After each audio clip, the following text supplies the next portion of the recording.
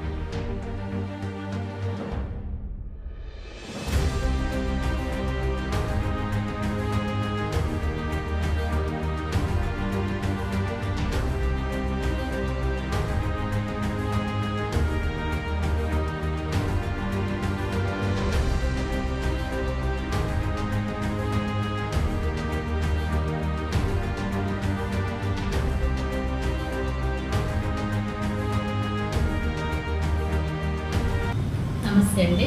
ఈరోజు నేను పులాపాడ అంగన్వాడీ సెంటర్ చూసుకొని కందుకూరు కూడా ఆఫీస్ విజిట్ కానీ వచ్చాను. ఇక్కడ మొత్తం అంగన్వాడీ సెంటర్లో వచ్చి 164 అంగన్వాడీ కేంద్రాలు ఉన్నాయి.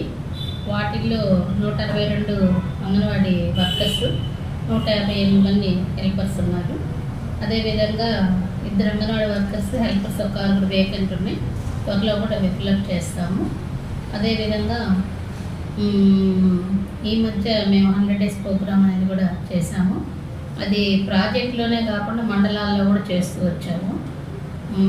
తర్వాత దాని మీద బేటీ బచావో, తర్వాత బేటీ పడావో, తర్వాత మిషన్ వాత్సల్య, మిషన్ శక్తి, తర్వాత వారి మీద అవగాహన సదస్సులన్నీ మేము చేయడం జరిగింది.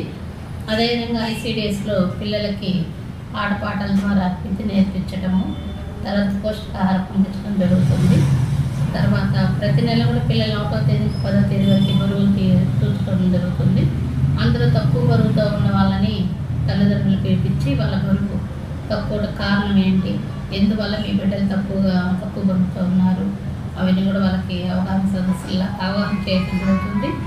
తర్వాత వాళ్ళకి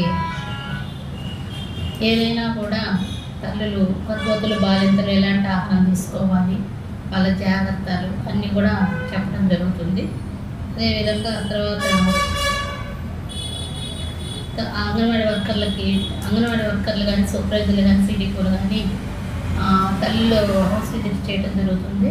హౌస్ విజిట్స్లో ప్రెగ్నెంట్, లాక్టేటింగ్, 0 to 6 years పిల్లలు ఇంటికి వెళ్ళటం, పిల్లలు ఎవరైనా బడికి రాకుండా ఉంటే ఎందుకు రావట్లేదని వాళ్ళ ఇంటికి వెళ్ళటం కూడా జరుగుతుంది. ఇవన్నీ కూడా యాప్లో మేము పెట్టాలి. పోషణ ట్రాకరు, బాల సంజీవని యాప్స్ 2 ఉన్నాయి. రెండిట్లో కూడా మేము అప్లోడ్ చేయాలి.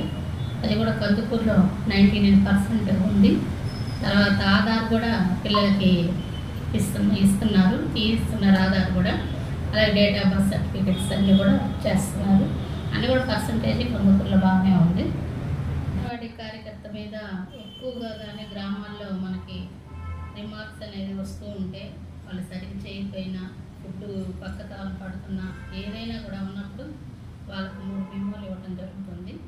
తర్వాత ఛార్జ్ మెమో కూడా ఇచ్చేసి కలెక్టర్ గారికి ఫైల్ పెట్టడం జరుగుతుంది. అందుకని తగు జాగ్రత్తలు తీసుకోవాలి. సూపర్వైజర్లకి చెప్పడం జరుగుతుంది, సిడిపిఓకి చెప్పాను. అందరూ కూడా వాళ్ళ పరిధిలో ఉండే అంగన్వాడీ సెంటర్లను ఎక్కువగా విజిట్లు చేస్తూ వాళ్ళ లోపాలను సరి చేస్తూ ఉండాలి. ఎక్కడ కూడా ఫుడ్ అవకతవకలు పడకుండా పిల్లలకే చేరేటట్టు, ప్రెగ్నెంట్, లాక్టేటింగ్ చేరేటట్టు చూసుకోవాల్సిన బాధ్యత మనది. అది గుర్తుపెట్టుకొని చేసుకోవాల్సిందని నేను ఇప్పుడు ఆఫీస్లో కూడా స్టాఫ్కి చెప్పడం జరిగింది. అంగన్వాడీ సెంటర్లు టైంకి 8:30 కల్లా 4 వరకు ఉండేది. ఎలా ఉన్నారు అనేది మాకు పొద్దున్నే యాప్లో వాళ్ళ అటెండెన్స్ అనేది పెట్టాలి. తర్వాత ఫుడ్ ఇచ్చేటప్పుడు కూడా మళ్ళీ పిల్లలు ఎంతమంది ఫుడ్ తీసుకుంటున్నా కూడా యాప్లో పెట్టాలి. వాళ్ళ ద్వారా మేము ఎవరైనా అటెండ్ అవ్వకపోతే కూడా వాళ్ళకు కూడా సూపర్వైజర్కి చెప్పడం జరుగుతుంది. ఈరోజు మీ కార్యకర్త అటెండ్ అవ్వలేదు అని. ఆమె కూడా డాష్ బోర్డ్లో చూసుకొని ఫాలోఅప్ చేస్తుంది.